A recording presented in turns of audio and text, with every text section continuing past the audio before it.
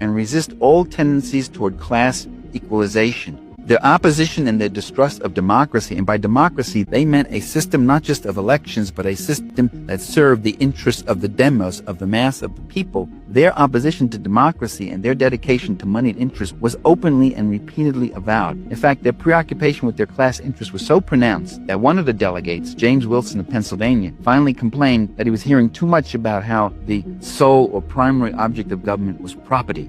As for democracy, let me point out that when Colonel Mason of Virginia got up toward the end of the convention and he said, "This Constitution needs a Bill of Rights," that proposal was voted down unanimously without debate. So the Constitution was a rather undemocratic instrument. Well, if it was so blatantly elitist, how did it win the popular vote? Well, in fact, the Constitution was never submitted to a popular vote. It was never ratified by the people. It was ratified in state conventions controlled by generally men of substance or whatever else. And then eventually the Congress was forced to pass the first 10 amendments, and that Bill of Rights had a whole bunch of excellent democratic things like freedom of speech, freedom of religion, freedom to assemble, freedom to peaceably petition for redress of grievances, a separation of church and state. The Constitution also did something else. It guaranteed a republican form of government. Article 1, Section 9. No title of nobility shall be granted by the Constitution. In other words, it said this is an open system and all that, but you cannot go back to a monarchy or aristocracy,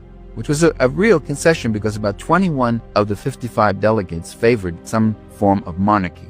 They couldn't come out and say it because of popular opposition, but almost half of the delegates, if they had their way, they would have had a king. So these men feared and loathed democracy, and yet on a number of occasions they found it necessary to show some regard for popular sentiment. The class system they sought to preserve was itself the cause of marked restlessness among the people. This popular ferment, by the way, spurred the framers in their effort to erect a strong central government, but it also set a limit on what they could do. What I'm saying is they didn't give us the Bill of Rights. These were won by the agitation of democratic forces in the society. These were concessions they reluctantly gave up. They had to make concessions, just the way management today reluctantly gives certain concessions or a contract to its workers because the workers are well organized enough and this is the only way to get them back to work. So it was under the threat of democratic rebellion that they made these democratic concessions.